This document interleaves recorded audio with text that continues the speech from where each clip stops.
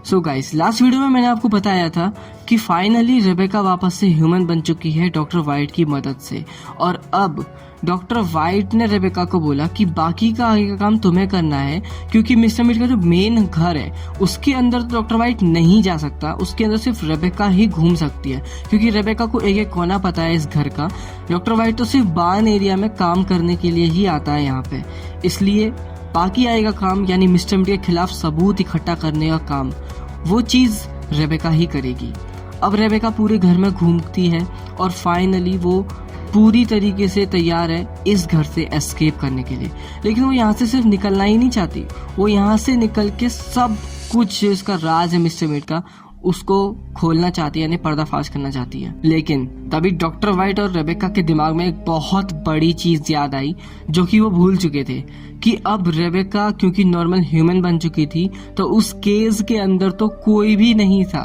यानी mister meet next time जब भी उस केज के अंदर जाएगा, मतलब उस रूम में जाएगा, तो वो केज देख के समझ जाएगा कि यहाँ से रेबेका गायब है, रेबेका को किसी ने छुड़ा दिया है। और रेबेका को किसने छुड़ाया है वो 100% पहचान जाएगा कि ये काम सिर्फ डॉक्टर वाइट कर सकता है या मिस्टर मीट। तो मिस्टर मीट पहचान जाएगा कि ये काम डॉक्टर वाइट ने किया है। तो डॉक्टर वाइट ने रेबेका से कहा कि प्लीज मुझे यहाँ से जाने दो, क्योंकि अगर मिस्टर मीट को ये चीज पता चल गई तो वो मेरी जान ले लेगा। रेबेका भी एक बड़ा दिल दिखाते हुए डॉक्टर वाइट से कहती है कि ठीक है, आप यहाँ से चले जाइए और मैं अपना ध्यान रख लूंगी। अब डॉक्टर वाइट यहाँ से चला गया, यानी मिस्टर मीट के घर से कैसे भी करके भाग गया। और डॉक्टर वाइट तो आजाद हो चुका था, लेकिन जो रेबेका थी वो अभी भी यहीं पर थी। डॉक्टर वाइट ने जाते जाते रेबेका को एक फोन दिया और उसने रेबेका को कहा कि मैं तुम्हें बीच बीच में फोन करता रहूंगा और मिस्टर मीट के कुछ राज बताते रहूंगा। साथ ही जल्द ही हम यहाँ पर एक पुलिस वाले को बुलाएंगे और उसको सारे सबूत दे देंगे मिस्टर मीट के खिलाफ और उसको फाइनली अरेस्ट करवा देंगे। तो ये था डॉक्टर वाइट और रेबेका का पूरा प्लान। अब डॉक्टर वाइट क्योंकि यहाँ से जा चुका था और रेबेका भी अब एक रूम में छुपी हुई थी।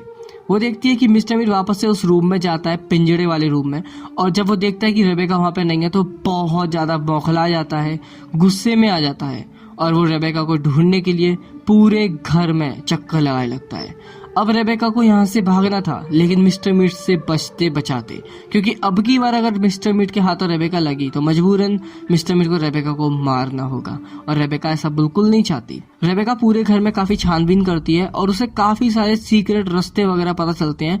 इसी के साथ उसे ये भी पता चलता है कि जो रेबेका की मॉम है यानी सूजन, वो कोई ज्यादा अच्छी औरत नहीं थी, वो ड्रग्स लेती थी और जो मिशेल थी उसको लेके वो यहाँ से भाग चुकी थी। मतलब मिस्टर मीट ने रेबेका को बचपन से यही बताया था कि वो, मतलब जो सूजन थी ना, उसने रेबेका के दिमाग में ये बात भरी थी कि मिस्टर मीट उसे बहुत मारता है, उसे बहुत परेशान करता है, इसलिए वो यहाँ से जा रही है। लेकिन ऐसा नहीं था, वो खुद अपनी ड्रग्स की लत की वजह से यहाँ से गई है, क्योंकि अब उसको पैसे ही नहीं देता था मिस्टर मीट, इसलिए वो यहाँ से भाग गई। तो अब रेबेका को उस बार्न एरिया में जाके वहां से सब कुछ पता करना था कि आखिर वहां क्या चल रहा है। रेबेका कैसे भी करके बचते बचाते उधर पूरे घर को उसने छाना और फिर फाइनली वो बार्न एरिया में गई। साथ ही रेबेका के घर में ऊपर साइड को एक सीक्रेट रूम बना हुआ था जिसके अंदर एक मिस्टर मीट का कैमरा रखा हुआ था। रेबेका के दिमाग में आइडिया आया कि वो कैमरा से इस पूरे एरिया का फोटो क्लिक कर लेगी और सारे सबूत इकट्ठा कर लेगी। और ऐसा ही हुआ, उसने सारे सबूत इकट्ठा कर लिए और अब आया डॉक्टर वाइट का फोन। जी हाँ, डॉक्टर वाइट ने फोन करके रेबेका को एक फोन नंबर दिया जो कि था एक पुलिस वाले का, जिसका नाम था एंड्रयू। एंड्रयू एक पुलिस ऑफिसर था एंड रेबेका ने उसको फाइनली पहली बार कॉल लगाया। एंड्रयू ने रेबेका से पूछा कि क्या प्रॉब्लम है, क्या बात है। तो एंड्रयू को रेबेका ने सब कुछ बता दिया कि ऐसे ऐसे करके मेरे फादर है मिस्टर मीट, जो कि ये करते हैं, मतलब खतरनाक सा बिजनेस करते हैं, लोग मारते हैं, और मैं यहाँ पे फंसी हुई हूँ और साथ ही यहाँ पर आपको आना है।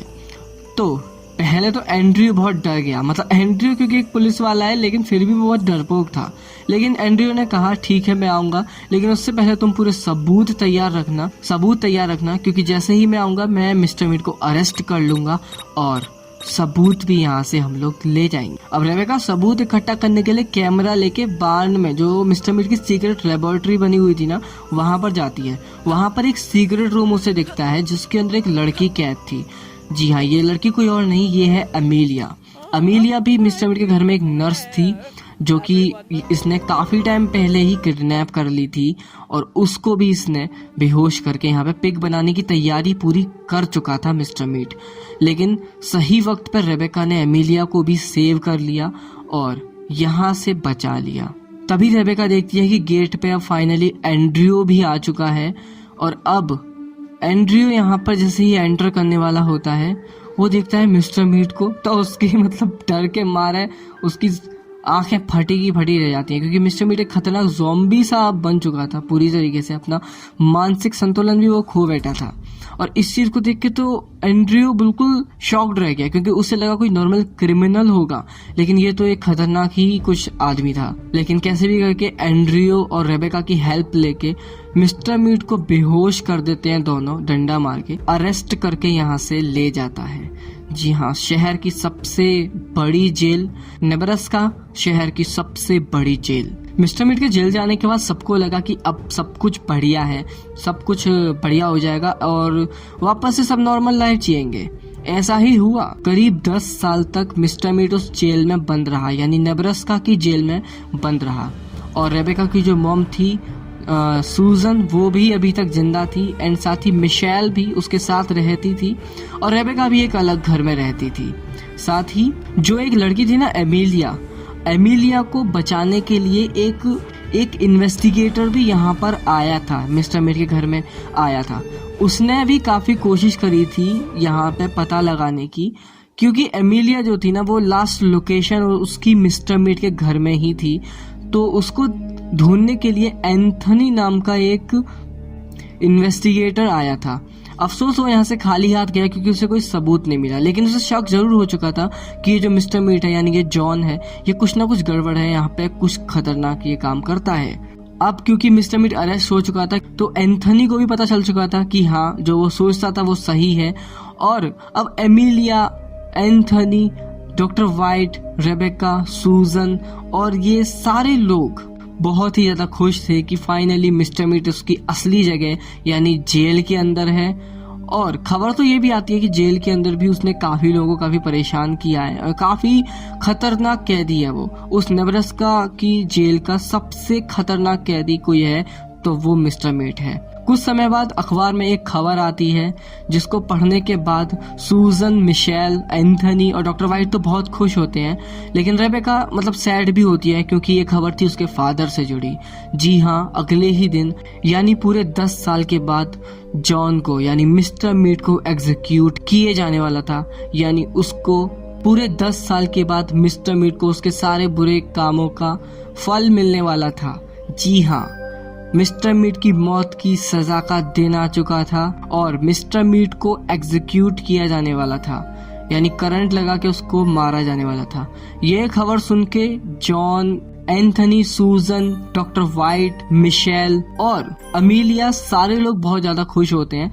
रेबेका ज्यादा खुश नहीं होती क्योंकि वो जानती है कि मिस्टर मीट का क्या पास्ट रहा है और वो उससे तो प्यार करता था अपनी बेटी से, लेकिन वो इस चीज के लिए भी खुश थी कि चलो फाइनली जो लोग मरे हैं जिनको मिस्टर मीट ने विक्टिम बनाया है वो लोगों को इंसाफ मिला।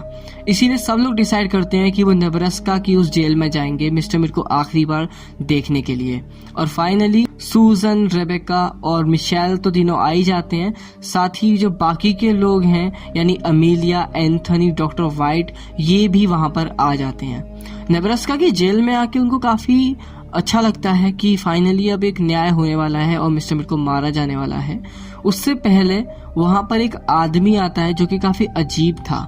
वो आदमी आके सबको एक जूस पिलाता है जो कि आपने गेम में देखा ही होगा चैप्टर 2 में। और वो जूस पीने के बाद फाइनली वो समय आ जाता है जब मिस्टर मीट को एग्जीक्यूट किया जाने वाला था। मिस्टर मीट को उस चेयर पे बैठा देख काफी लोग तो काफी खुश होते हैं कि फाइनली इसको सजा मिलने वाली है, लेकिन जो रेबेका की मॉम थी और रेबेका थी वो सारे लोग काफी दुखी भी होते हैं क्योंकि अब मिस्टर मीट मरने वाला है। लेकिन जो हुआ उसको किसी ने एक्सपेक्ट नहीं किया था।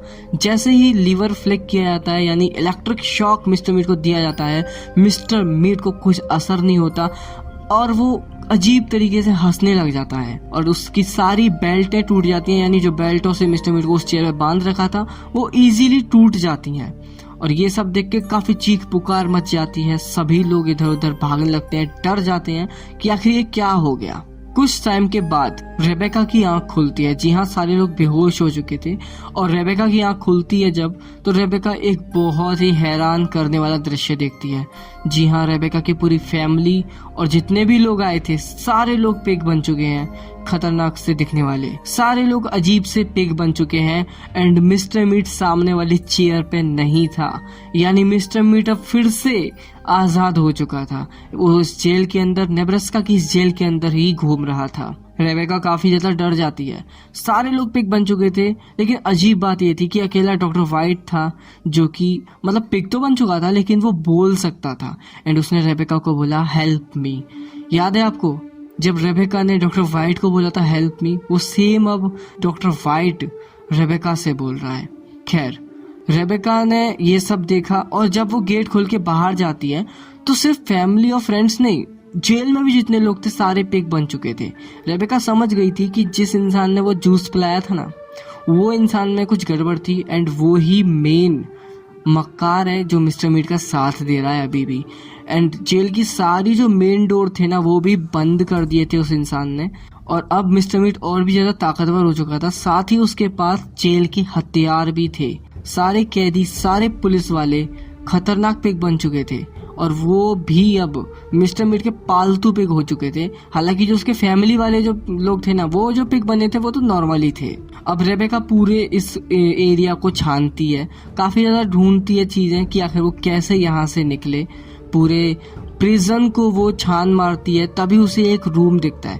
पहले तो रेबेका को याद आता है कि अगर सारे लोग पिग बन चुके हैं तो एंड्रियो भी पिग बन चुका होगा, लेकिन किसी भी पिग में उसे अभी तक एंड्रियो नहीं देखा। वो सारे रूम चेक करती है तो एक रूम में उसे आवाज आती है कुछ खुसर पुसर करने की। जब वो उस रूम के पास जाती है तो उसे देखता है कि एंड्रियो तो जिंदा है और वो सही सलामत है। यानी एंड्रियो ने अपने आप को उस रूम में लॉक कर लिया था और वो बच गया था। जब सभी लोग पिग बन रहे थे तो एंड्रियो भगवान की कृपा से बच चुका था और यही एक सबसे अच्छी चीज हुई थी। अब एंड्रियो ने रेबेका को सारा प्लान बताया कि कैसे यहाँ से निकलना है, उसे सारे सीक्रेट बताए इस पूरे प्रिजन के।